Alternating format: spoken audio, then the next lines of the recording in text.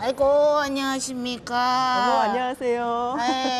이곳에 학예사 선생님이라 들었는데요. 네, 맞습니다. 저로 말할 것 치면은 저는 그 동묘에 살아요. 동묘가 또 골동품이 유명하잖아요. 그러시죠? 거기 그 풍물시장에서 제가 토박이로 50년간 살면서 좋은 도자기란 도자기 뭐 백자, 청자 할 거 없이 제가 다 그거 장사했어요. 그러셨구나. 그 중에서도 저희 집에서 이 가보로 내려오는 귀한 청자가 있는데, 그거를 마누라가 아무것도 모르고 그 나라를 위해서 이게 기부를 했다고 여기다가 들어가지고. 네. 예, 우리 가문에 내려오는 귀한 청자를 여기서 한번 찾아보고 다시 보러 왔습니다. 그럼 저와 함께 찾아보러 가실까요? 예. 근데 이곳은 뭐 좋은 귀한 청자들이 많나 봐요. 많이 가지고 있습니다. 800년 전 거, 1000년 전 거, 굉장히 많은 고려청자가 들어가 있습니다. 그거 1000년 전 거, 그게 딱 우리 집 거네. 딱 그러세요? 그게 지금 1000년 됐거든요. 네, 저랑 같이 그럼 찾아보시기로 하겠습니다. 예, 가보시죠. 네, 예. 가시죠.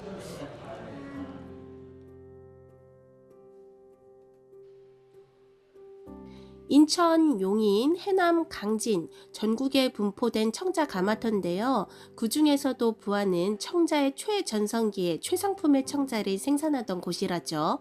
박물관은 가마터가 남은 유천리에 자리 잡고 있습니다. 선생님 안녕하세요. 안녕하세요. 아까 좀 여기가 빛나시던 그분 만나셨죠? 네네. 그분이 저의 이 먼 친척 계신데 다리가 좀 불편하셔서 저보고 대신 그 집안의 가보를 좀 찾아봐라 라고 하시더라고요. 네, 이곳에 부안에 특히 이런 청자와 관련된 박물관이 생기게 된 계기가 있나요? 물론 계기가 있죠. 이곳은 부안군 보안면 유천이라는 곳인데요. 이 주변에 약 12만 평에 달하는 고려청자 유적지가 있습니다. 네. 가마라고 해가지고 청자를 구웠던 네. 그런 곳이 있고 많은 양의 고려청자 파편들이 있습니다. 그래서 국가사적으로 지정이 되어 있어요. 그래서 그 국가사적을 잘 보존하고 활용하고 홍보하기 위해서 이곳 박물관이 지어졌습니다. 12만 평 정도의 이 청자가 널려 있다면 예전 같은 경우에는 진짜 집안에서 땅 팠으면 땅 파다가도 나올 수 있는 그 정도의 규모 아닌 건가요? 지금도 나오죠.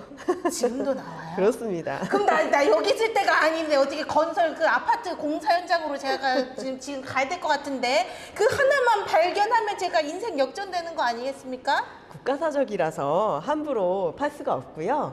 이제 국가에서 잘 보존 관리하고 계시기 때문에 그건 좀 어렵습니다. 네. 헛된 욕망이었네요. 근데 여기에 가마터가 있었다고 했잖아요. 그 예전 시대 때는 그러면 어느 곳에 가마터를 정하는 조금 위치 선정은 어떻게 됐나요? 한 서너 가지 중요한 요점이 있는데 첫 번째로 좋은 청자를 만들 수 있는 재료인 기본 바탕 흙이 있어야 되거든요. 그거는 이제 서해안을 따라서 땅 속에 많은 양의 고령터가 있다고 합니다. 그래서 질 좋은 청자 만드는 흙이 있고요. 그 다음으로 풍부한 소나무가 있어야 됩니다. 청자를 구울 때 1250도까지 올라가야 되는데 그렇게 불을 올리려면 소나무 장작이 필요합니다. 그래서 많은 양의 소나무가 필요하고요. 다음으로 훌륭한 도공이 있어야겠지요. 아무리 재료가 좋아도 그걸 잘 빚는 사람이 없으면 어렵습니다. 그래서 청자를 잘 구워낼 수 있는 장인들이 있어야 된다 이렇게 보시면 되고, 마지막으로 제일 중요한 한 가지 더, 이 잘 만들어진 청자를 개경이나 전국에 보급을 하려면 여러 가지 육로라든지 해로의 통로가 있습니다. 근데 특히 이곳은 바다를 통해서 배로 청자를 운송할 수 있는 그런 바닷길이 있었기 때문에 이 네 가지 요소들 때문에 다량의 청자를 만들어서 고려시대에 전 국민이 쓸 수 있게끔 청자를 보급하는 곳이었습니다.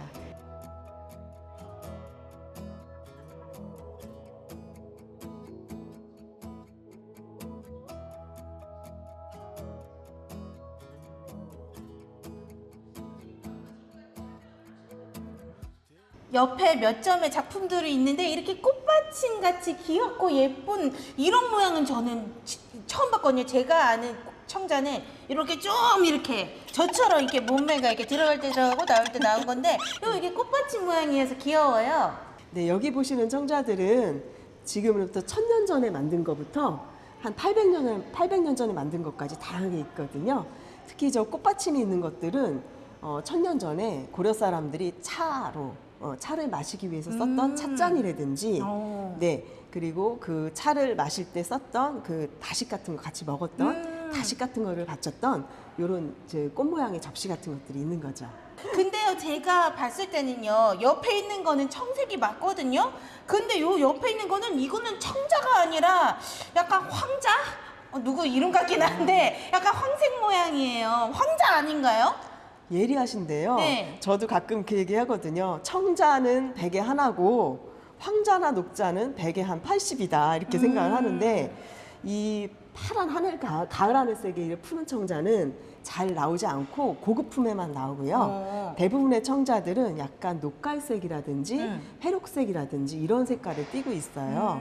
이 이유가 뭐냐면 불의 온도 차이에서 그런 경우가 있죠. 그래서 불의 온도 차가 심하기 때문에 불을 잘 먹으면 파란 가을 하늘색에 비색이 되고, 약간 덜 먹거나 혹은 산소가 들어오거나 그러면 녹색이나 녹갈색, 황록색 이런 식으로 다양하게 변화가 됩니다. 그럼 고려와 저기 중국 청자와의 관계라고 써 있는데 네네. 그게 어떤 관계죠? 전 세계에서 중세 시대에 이 자기라고 하는 고령토로 그릇을 만들어 쓴 민족은 중국과 우리밖에 없습니다.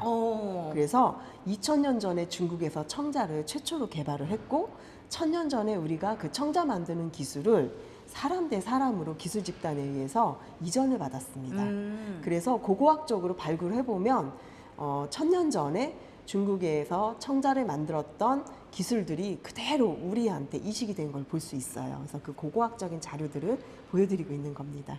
네. 뭐 여튼저튼 세계에서 이런 청자들이 나오는 것이 이 세계 두 곳, 중국, 우리나라 이 두 국밖에 없다는 게 또 자부심을 느끼게 됩니다.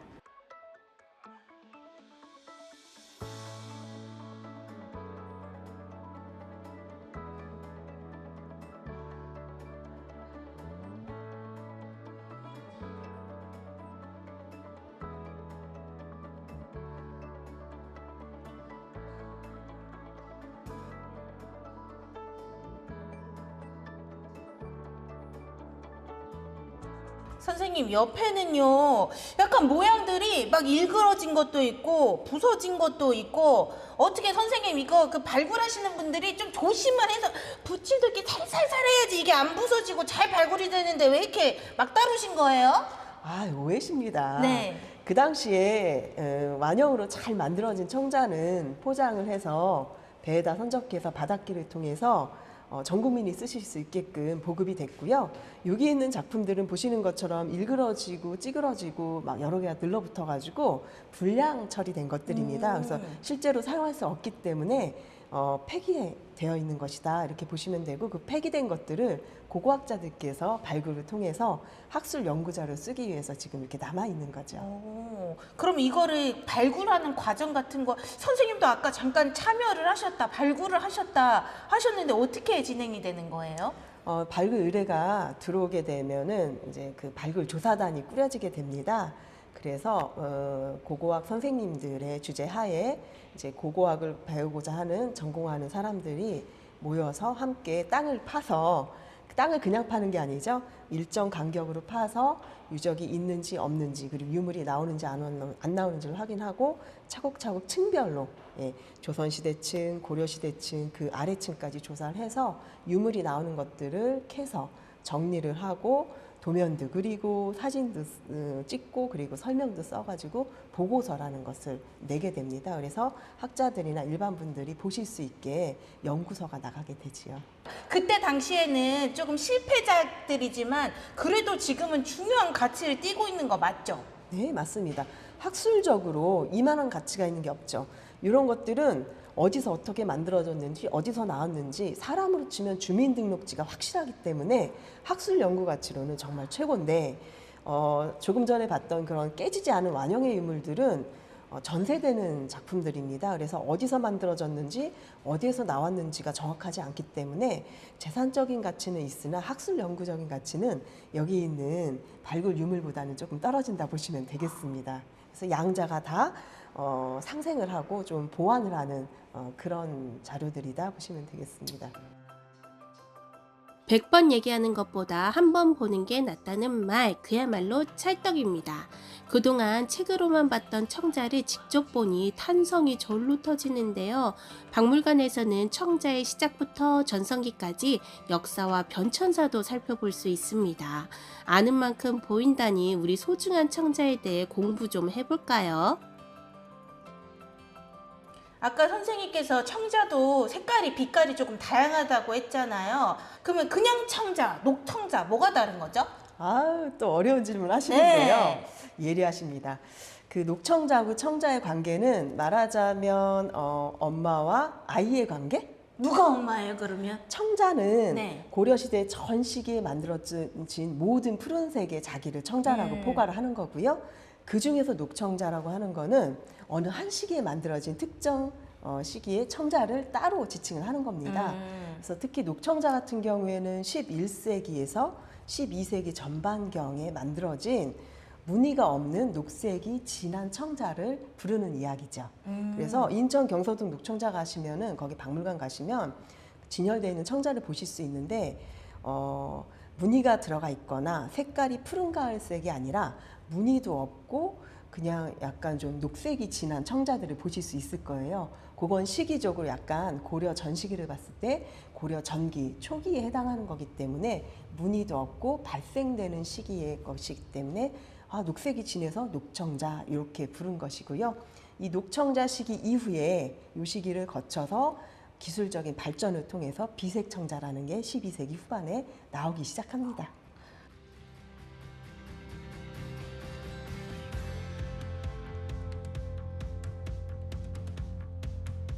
문양이나 무늬가 들어가지 않은 순청자와 12세기 이후 전성기에 들어서면서 탄생한 상감청자의 시대.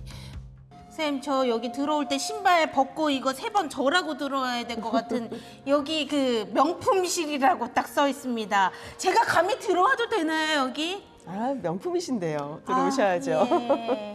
그러니까 여기 있는 작품들 저도 합리적 의심이 됩니다. 과연 진품일까? 그러니까 선생님을 의심하는 게 아니라요. 너무 귀한 작품들은 보호하고 또 누가 이렇게 훔쳐가는 막 이런 영화에 보면 루팡 같은 그 사람들이 이렇게 훔쳐가잖아요. 그러시죠. 절도를 당할까봐 가품으로 바꿔놓는다 이런 얘기를 어디서 제가 카더라 통신에 들었어요.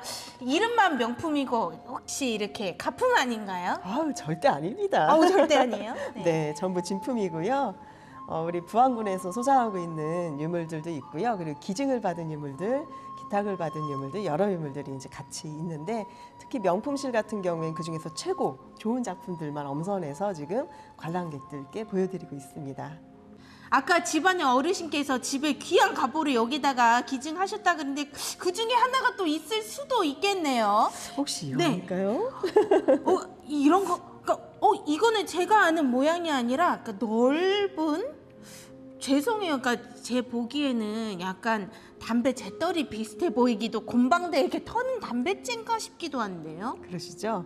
둥그스름하니 낮게 생겼지만 크다고 해서 명품이고 작다고 해서 명품이 아닌 건 아닙니다. 요거는 옛날에 선배님들이 글씨를 쓰실 때 먹이 필요하기 때문에 그 먹을 갈기 위한 용구로 썼던 벼루라고 하는 것이고요. 지금 무늬를 보시면 양옆에 2마리의 용이 턱하니 벼루를 잡고 있습니다. 네. 용이라고 하는 것은 그 당시에 왕을 상징하기 때문에 왕실에서 사용했던 것으로 추정을 하고 있습니다. 네, 보시면은 용 입이 딱 벌어져 있는데 네. 비밀이 있습니다. 왜 그렇죠? 제가 이 작품이 혹시 가보 아닐까요? 라고 말씀드린 네. 이유가 있는데 요 벼루를 딱 물 앞에 가져가서 물속에 풍덩 담습니다. 담그고 딱 뺀 다음에 한쪽을 올리면 낮은 쪽 용 입에서 물이 쫙 나옵니다. 그래서 우와. 벼루 겸 연적으로 쓸 수 있는 되게 창의적인 작품입니다. 이야. 상감 청자 기법은 고려 도공들이 처음 창안한 고유의 기법인데요. 그림으로 그려도 어려울 세밀한 문양을 이토록 유려하게 완성했다니 정말 놀랍기만 합니다. 여러분, 이건 꼭 직접 보셔야 되는데 고려 청자의 전성기 그 오묘한 빛깔을 부안에서 만나보세요. 선생님 안녕하세요. 네, 안녕하세요. 반갑습니다. 제가 딱 관상을 좀 보는데 팔 근육 또 이렇게 어깨에 딱 보니까 몸짱이실 것 같아요. 그래서 아. 여기 박물관 내에 피트니스 센터 이런 거 하나 사원 복지를 위해서 두법 하거든요. 네.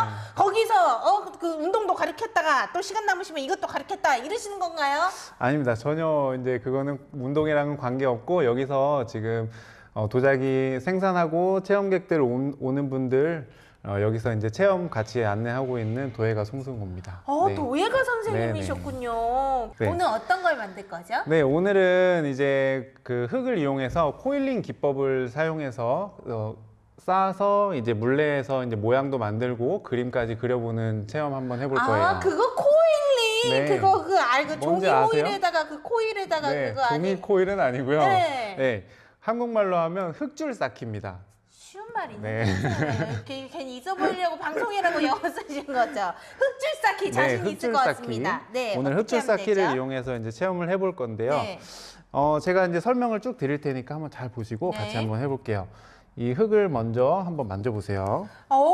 그러니까 인절미 만지는 것처럼 네. 너무 부드러워요. 너무 부드럽고 네. 말랑말랑하죠? 네, 떡 맺힌 거 네. 만진 것 같아요. 네, 그래서 이제 너무 부드럽다고 계속 만지다 보면 네. 이 안에 이제 공기가 들어가서 가마속에서 터질 수도 있어요. 아니에요, 그러니까. 선생님. 저희 엄마가 이런 거 치대야지 맛있다 그랬는데. 치댈수록 좋은데 네. 흙도 마찬가지예요. 네. 치댈수록 좋기는 한데 이 안에 치대는 과정에서 공기가 들어가면 안 되기 때문에 네, 모양은. 전문가가 아니니까 예. 우리 조심조심 네. 흙을 만져주세요. 자, 어느 정도 됐으면 네. 가운데에 놓고 손바닥으로 이렇게 때려서 펼쳐주세요. 자, 이거를 이제 돌려서 잘라주면 진짜 신기해요, 네, 선생님. 이게 어떡해. 그릇에 이제 바닥면이 되는 거예요. 자, 이번에는 이제 흙을 가지고 흙줄을 만들 건데 아까 네. 흙줄 쌓기라고 했잖아요. 네. 흙줄을 이번엔 약간 길게 만들어서 네. 손바닥으로 길게 굴려주세요. 야, 이제 칼국수 가나요? 네. 이거 미실 자, 때 힘을 빼고 미시는 힘을 게 빼고. 중요해요. 네. 너무 잘 미셨어요. 네. 자, 이거를 이제 위에다 한번 붙여볼까요?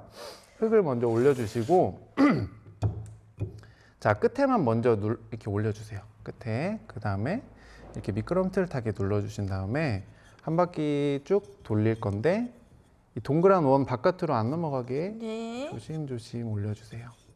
그리고 이- 만났죠? 네. 만난 부분에서 한번 잘라주시고요. 네. 이제 이 위에 흙이랑 밑에 흙이랑 붙여주는 게 중요한데 네. 손가락 한 개만 써서 네. 위에서 아래로 이제 꼼꼼하게 붙여주세요. 선생님 너무 설명을 쉽게 해주셔가지고 아, 이해가 네. 쏙쏙 됩니다. 감사합니다. 안에도 한번 네. 쭉 돌려주시고요. 됐습니다. 다 쌓으셨습니까? 네. 자, 그러면 이제 우리 물레로 한번 이동해서 같이 해볼게요. 네. 이제 선생님이 돌려주시는 건가요? 네, 여기서 이제 제가 돌려서 먼저 시범을 한번 보여드릴게요. 지금 저는 네. 화병 모양을 만들고 있고요. 예.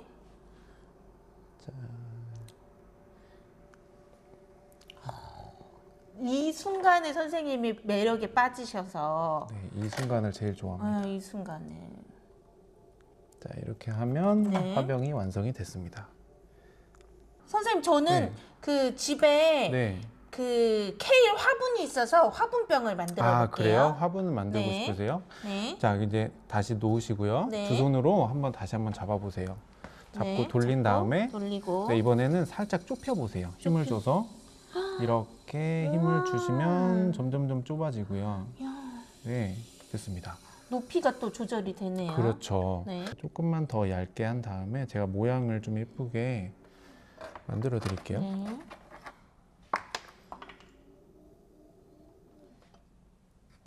요즘 꽃이 좋으니까 네. 이 위에 부분도 꽃 모양으로 제가 만들어 드릴게요. 우와. 자, 우와. 이렇게 해서 모양이 네. 됐습니다. 여기다가 이제 가서 우리 그림도 그리고 글씨도 네. 한번 써볼까요? 예.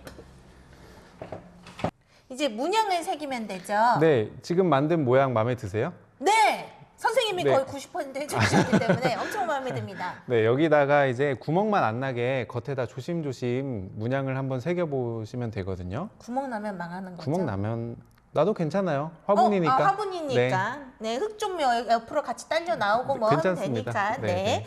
그러면은 어떤 모양을 하는지는 자기 자유인가요? 그렇죠. 저는 뭐 글씨를 쓰셔도 되고. 네. 저는 근데 요렇게 이 작품들을 직접 만드시니까 네. 여기서 귀한 작품을 또 직접 보실 수 있어서 또 좋으실 것 같아요. 아, 너무 공부가 많이 되고 네. 너무 좋아요. 참고할 것도 항상 네. 옆에 이제 있으니까 네. 저희가 똑같은 작품을 봐도 네. 오늘 본 작품하고 내일 본 작품하고 느낌이 굉장히 새롭게 네. 다가오거든요. 저는 완성이 됐습니다. 이제 각자의 이 작품 한번 또 선생님 먼저 공개. 와! 저는 우리 운항문을 그렸어요. 학을 한 마리 그려놓고요. 소나무인가요? 소나무 비슷한 구름입니다. 아, 구름이군요. 한 마리의 한 학이 마리. 구름을 쫙 이렇게 해서 날라서 일취월장이 이렇게 나아가는.